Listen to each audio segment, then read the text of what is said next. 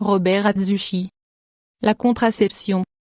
J'ai une forte révélation à transmettre à l'Église. J'ai eu une vision ce matin. J'ai vu un parlement de députés, qui se rassemblait dans une convention où les projets pour le monde étaient discutés. L'un de ces hommes s'est levé du fauteuil et a déclaré: chaque couple doit être limité à un enfant. La population doit être consciente de ce fait. Mettons-le dans leur tête que plus ils auront d'enfants, plus le gouvernement dépensera d'argent. Jésus m'a dit que le gouvernement avait mis au point des méthodes contraceptives pour empêcher les couples d'avoir des enfants. Les préservatifs féminins et masculins empêchent le couple d'avoir des enfants. Genèse chapitre 1, verset 28, et Dieu les bénit et Dieu leur dit: soyez féconds, multipliez-vous, remplissez la terre, et soumettez-la, et dominez sur les poissons de la mer et sur les oiseaux du ciel, et sur tout ce qui vit qui se déplace sur la terre. C'est la volonté de Dieu que le peuple se multiplie. Cette méthode contraceptive qui empêche l'enfant de naître dans l'acte sexuel ne vient pas de Dieu. Le plan des dirigeants est de réduire la population de 20%. Ils veulent tuer 80% de la population mondiale. Le plan de Satan est diabolique et va à l'encontre de la Bible. Alors que Dieu veut que la population augmente, le gouvernement veut le diminuer. D'autres méthodes incluent l'avortement qui tue le fœtus dans l'utérus. Les femmes assassins n'hériteront du royaume de Dieu que si elles se repentent de ce péché. Les hommes qui subissent une vasectomie ne plaisent pas à Dieu et sont livrés à l'enfer. Dieu oublie tes moments d'ignorance. Maintenant que tu connais la gravité de ce péché, tu ne peux pas te repentir et demander pardon à Dieu, tu seras condamné. Si quelqu'un défie le temple de Dieu, c'est Dieu qui le détruira, car le temple de Dieu est saint. Vous êtes ce temple. Une femme ne peut pas liaturer ses trompes pour ne pas avoir d'enfant. C'est un péché. Genèse 9 verset 1. Et Dieu bénit Noé et ses fils, et leur dit: soyez féconds, multipliez et remplissez la terre. Dieu veut la multiplication et Satan veut une réduction.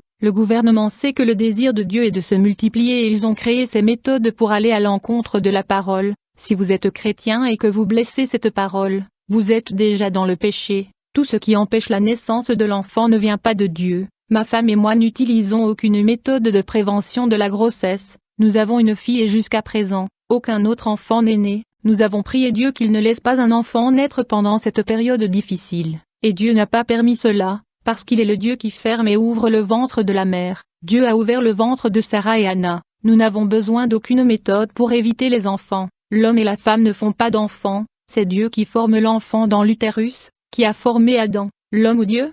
Qui a respiré l'esprit de vie en Adam?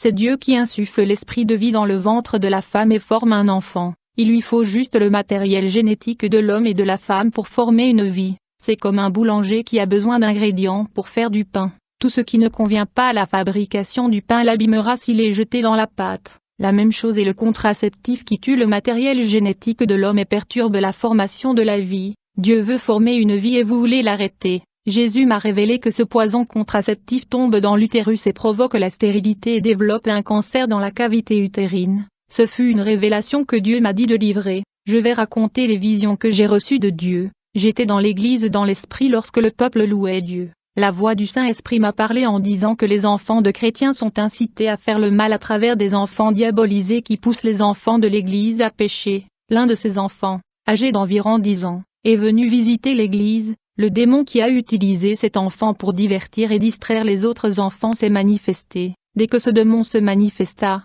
les serviteurs ne pouvaient pas tenir le coup car cet enfant était devenu violent. J'ai chassé ce démon dehors, mais à ma grande surprise, ce démon était une légion. Ainsi 3 serviteurs pouvaient à peine le maîtriser avec la force excessive de cet enfant. Je suis entré chez moi et quand j'ai plié les genoux, j'ai eu une vision de légion de démons qui influencent les enfants, que j'avais expulsés du corps de cet enfant. Ils étaient tous dans le corps de cet enfant et sont venus me confronter. Ils brûlaient de haine car je les avais expulsés du corps de cet enfant. Ces démons des enfants étaient très petits, mesurant environ 1 mètre de hauteur. Ces démons avaient la taille des enfants de 6 à 7 ans. J'ai pleuré à Dieu, et un ange est apparu et a mis tous ces démons en fuite. Un jour plus tard, Jésus m'a révélé sur cette classe de démons enfantins. Ils ne travaillent que pour détruire les enfants, les corrompre à travers des jeux vidéo, des jouets, des sites web immoraux, la télévision, des dessins animés pervers et de mauvaise compagnie. Les enfants qui tombent dans ces pièges n'héritent pas du royaume des cieux, car l'état d'innocence est enlevé et corrompu par les jeux vidéo et dessins animés,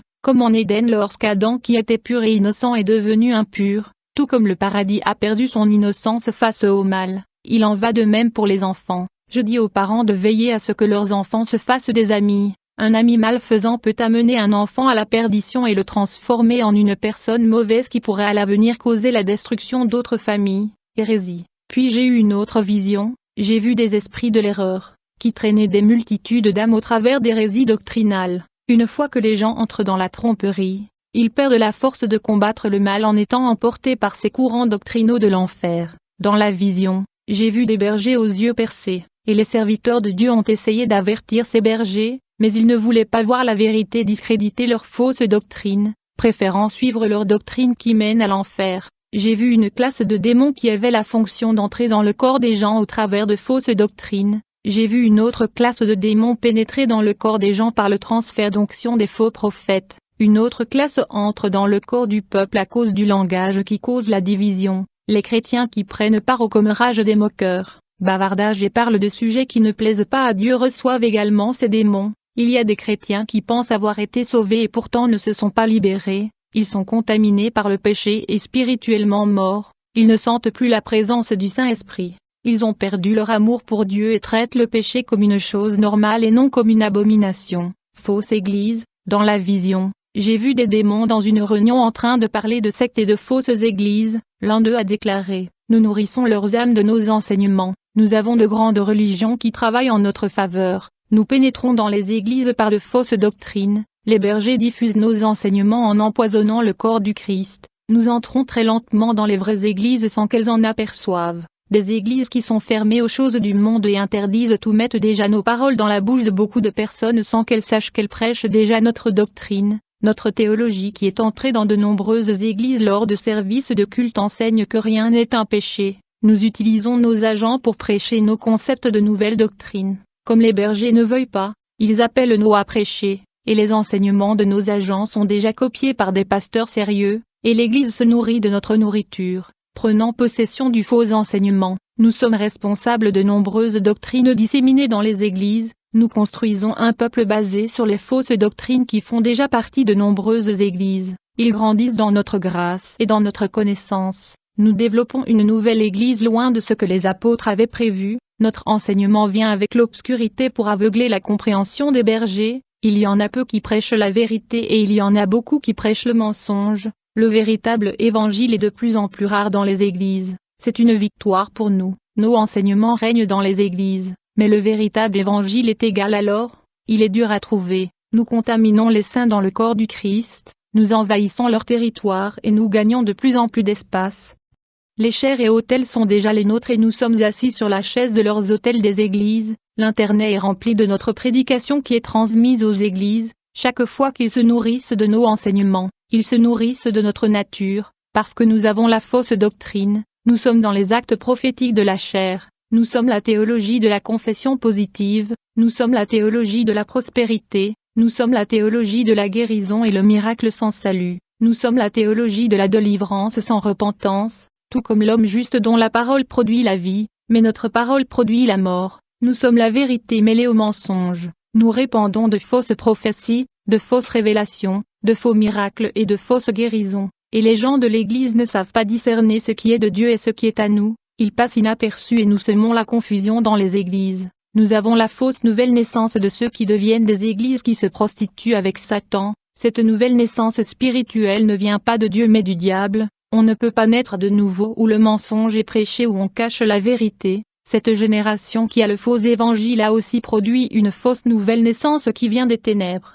Satan a implanté ses embryons spirituels dans les églises pour donner naissance à des enfants dans la déception de la fausse doctrine. Vous pouvez être une bonne personne, un bon serviteur, une personne qui aime évangéliser, mais à cause de la fausse parole vous aurez des nouvelles naissances spirituelles diaboliques. Jésus m'a montré dans la vision de multitudes de faux disciples produits dans le monde à travers de faux docteurs. Les faux pasteurs ont formé des jeunes et les ont envoyés faire des cellules chez eux. Le nombre de ces disciples est effrayant, ils n'avaient aucune idée qu'ils avaient été instruits par les faux bergers. Ils ont été trompés et enseignés dans le faux évangile qu'ils ont propagé dans leur foyer. Ils organisent même des réunions chez eux. Mais je dis que vous ne gagnez pas une âme pour le royaume des cieux en enseignant un évangile libéral sans renonciation. Le genre de démon que j'ai vu dans la vision introduisait des fausses doctrines dans les églises, et avec le temps, il revenait pour voir à quel point l'église a été corrompue. et plusieurs églises ont déjà été contaminées. Ces démons ont pu installer le faux évangile au sein de ces églises. Ils ont besoin de la légalité pour entrer dans le système de l'église. Lorsque l'église accepte la doctrine des démons, il y aura prostitution spirituelle. À partir de cette prostitution, quiconque rejoindra une telle église portera le fruit de sa relation avec le monde. Ce seront des enfants de la prostitution de l'église avec le diable, naître d'une épouse prostituée qui a trahi Jésus en se détournant de sa doctrine pour suivre celle du malin. Jésus a dit: l'évangile de la vérité dans une église polluée est comme une goutte d'œil spirituel qui guérit de l'aveuglement un peuple trompé. J'ai eu une vision où j'ai vu les démons possédant les prédicateurs au sommet des pupitres. Ces démons deviennent de plus en plus audacieux chaque jour. Savez-vous pourquoi cela se passe ainsi?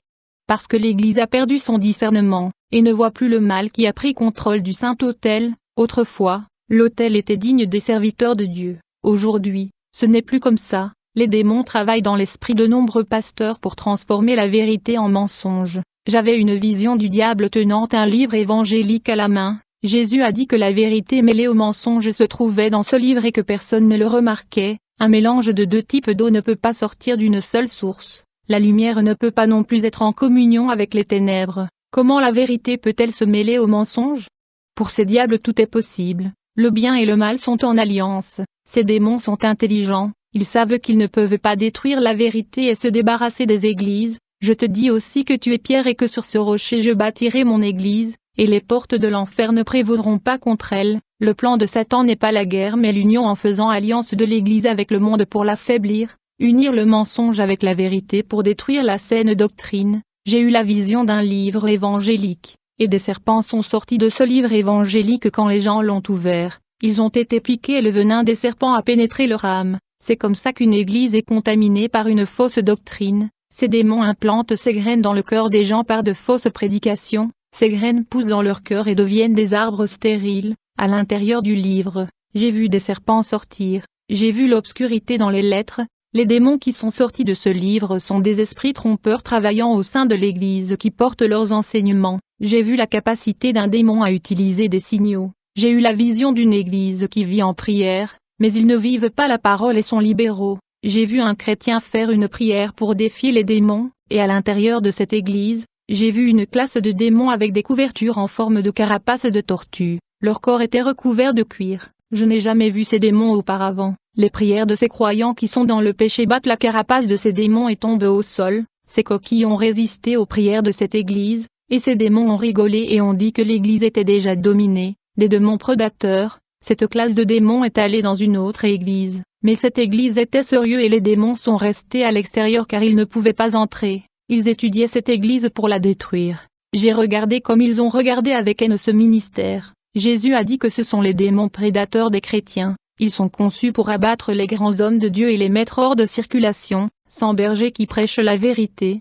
les brebis sont perdues et dispersées, ne sachant que faire. Ces démons se cachent et sont prêts à attaquer les brebis. Leur fonction est de détruire les serviteurs de Dieu. Ils deviennent plus forts avec le péché. Plus les serviteurs s'enfoncent profondément dans le péché, plus ces démons ont de pouvoir contre leur vie. Quand ils entrent dans la vie, ils dominent et conquièrent le territoire, imposant ainsi leur influence sur la vie des gens qui ne quittent pas leur péché. Ils manipulent des chrétiens rebelles et détruisent leur vie. Ils ont déjà capturé des millions d'âmes en les emmenant en enfer. Démons destructifs. J'ai eu une vision avec une autre classe de démons, mais ils sont féroces. Ils ressemblaient à des arbalètes. Ils ont des visages de crocodiles et des griffes de tigre et de venin de serpent. Ils sont actifs et quand ils se manifestent au sein de l'Église, ils cassent tout. Ils détestent tellement l'Église qu'ils prennent plaisir à détruire des chaises, des caisses d'harmonie et des instruments de musique. Ils aiment intimider et menacer les pasteurs. L'un de ces démons s'est manifesté dans une église où je rapportais mon témoignage. Il voulait perturber le service afin que les gens n'écoutent pas et ne se convertissent pas.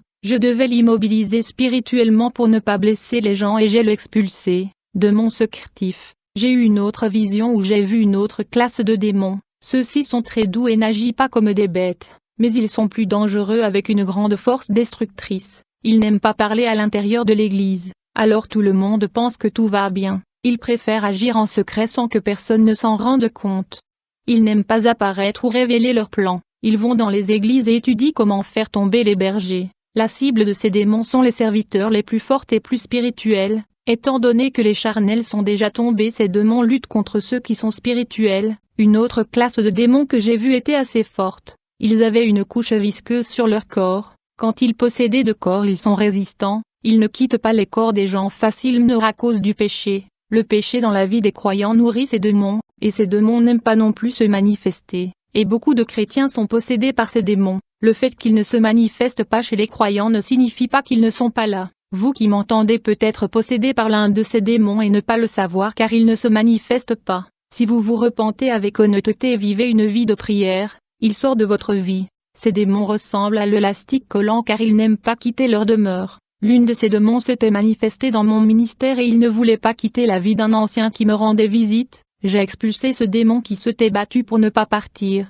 et ce que ce diable a dit quand il s'est manifesté dans cet ancien était choquant. Le démon a déclaré: c'est une victoire pour nous. Nous luttons depuis longtemps contre l'évangile, depuis des siècles, nous essayons de changer l'évangile sur la face de la terre. Les rares hommes qui prêchent encore cet évangile originel ne tarderont pas à tomber. Nous allons corrompre le reste et nous gagnerons cette guerre. Notre ténèbre envahit les églises qui étaient autrefois la lumière. J'ai vu des démons de péché cachés, qui sucent les forces de ceux qui ne veulent pas renoncer au monde. J'ai vu une variété de démons de différentes formes, taille et hybrides, moitié homme et moitié animal. D'autres ressemblaient à des insectes géants. Ces démons contrôlent les âmes des gens à travers leurs sentiments. J'avais une vision de ce démon possédant la moitié de l'église. Ces démons sont si audacieux qu'ils ne se manifestent pas. Ils assistent au service de l'église normalement, ils vivent dans le corps des gens et ne quittent pas même si ces gens vont à l'église tous les jours. Ils ne se manifestent dans aucune église, ils ne se manifestent que dans des églises portant la marque de la vérité et le sceau du Saint-Esprit.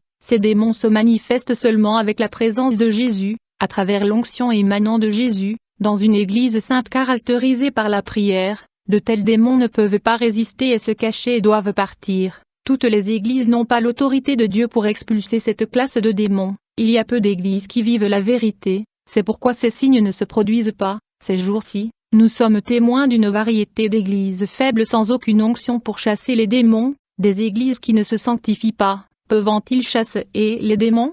Mensonge, ce n'est qu'une tactique satanique de faire croire aux serviteurs qui chassent les démons que tout le monde a de l'autorité de chasser le démon. Beaucoup de pasteurs pensent qu'ils n'ont pas à renoncer au monde pour organiser des sessions de délivrance et d'exorcisme. Il y a des pasteurs qui pensent avoir de l'autorité sur les démons, pourtant ils ne mènent pas une vie sainte, ils jouent avec le monde des esprits. Ils ne veulent pas renoncer à leurs péchés et pourtant ils veulent libérer les gens sans être eux-mêmes libres et libérés. Quand ils mourront, tous ces démons qu'ils pensaient chasser, ils les verront, et ces démons transporteront leur âme en enfer. Si l'un de ces démons peut provoquer l'autodestruction à l'intérieur d'une église qui n'est ni vigilante ni priante, ne jouez pas le jeu d'être chrétien, soyez vrai, aujourd'hui est le moment de véritablement se convertir. Oubliez les frères qui ne vivent pas l'évangile et ne vivent pas la parole, faites votre part, parce qu'ils ne vivent pas.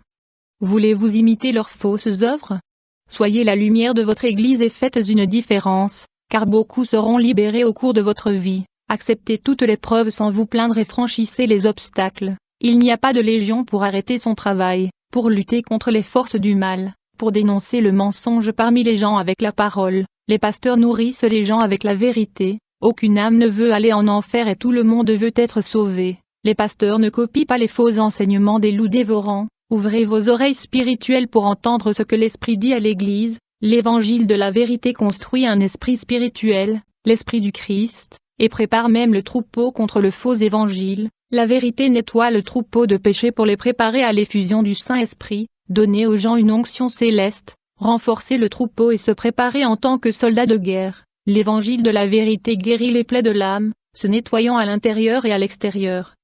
L'évangile équipe les hommes avec l'armure et les empêche de mourir spirituellement. Si le chrétien charnel ne revêt pas l'armure de Dieu, il n'aura aucune chance contre les démons. Ceux qui sont nés de nouveau ne retournent pas au péché et se détournent du mal pour maintenir la pureté de leurs vêtements. La chair est faible, mais si elle n'est pas mortifiée en ce qui concerne le monde, elle prendra plaisir à pécher. Notre vie est préservée du péché lorsque nous crucifions et mourons à la vie de soi. Lorsque nous naissons de l'Esprit, nous héritons du caractère sanctifié qui est l'un des attributs de Dieu. Ceux qui sont nés de nouveau ne marchent pas dans les ténèbres, ils sont sereins, pacifiques et ont le contrôle de soi. Ils ne sont pas inquiets à propos des persécutions et ils n'explosent pas de colère, ils peuvent contrôler leurs impulsions et avoir un esprit tranquille. J'ai vu des personnes fécondes du Saint-Esprit rendre de bons témoignages chez elles devant leur famille. Les hommes qui témoignent du changement dans leurs entreprises et leurs quartiers. Des jeunes de Dieu qui rendent de bons témoignages à l'école, dans un cours et au collège. Ce sont des gens qui donnent des exemples de foi où qu'ils aillent. Ils brillent dans leur vie sainte et gagnent des âmes par leur comportement. Les gens ont vu des transformations en eux et voulaient ce changement pour leur vie. De nombreuses églises sont spirituellement mortes et n'ont pas le pouvoir de transformer des vies. Les gens vont à leur service vide et les laissent vides. Quand j'ai prié la prière de 9 heures, j'ai eu une vision avec un démon distribuant des cœurs noirs aux gens à l'intérieur d'une église libérale. Tout comme Dieu donne un cœur de chair et de pureté, le diable donne aussi des cœurs de méchanceté. Cette vision signifie que les cœurs de ces personnes se corrompent. J'ai aussi vu des démons de suicide obligeant des croyants à se tuer. Ces démons de la folie ont rendu beaucoup de croyants déprimés et ces derniers ont pris des médicaments. Dieu a horreur qu'on enlève la vie du prochain et se dégoûte de celui qui se suicide, car c'est un meurtrier de lui-même et il enlève le cadeau de la vie qui est précieux. J'ai continué à prier sans cesse. Dans une vision, Jésus m'a montré une petite partie de l'enfer qui a été inaugurée pour tous ceux qui ont des visions de l'enlèvement, du ciel et de l'enfer, et qui ont pourtant choisi de rétrograder et retourner en arrière. Je n'ai pas été enlevé, mais Jésus m'a montré un lieu d'enfer dans une vision. J'ai vu dans une autre vision une armée de démons ascendant sur la terre. Leurs objectifs sont de combattre la vie de ceux qui ont été ravis en esprit et qui témoignent sur terre pour gagner des âmes. Jésus a dit que certains qui avaient des expériences de ravissement au ciel et en enfer se sont déjà vendus pour l'argent et se sont corrompus. La stratégie de Satan fonctionne.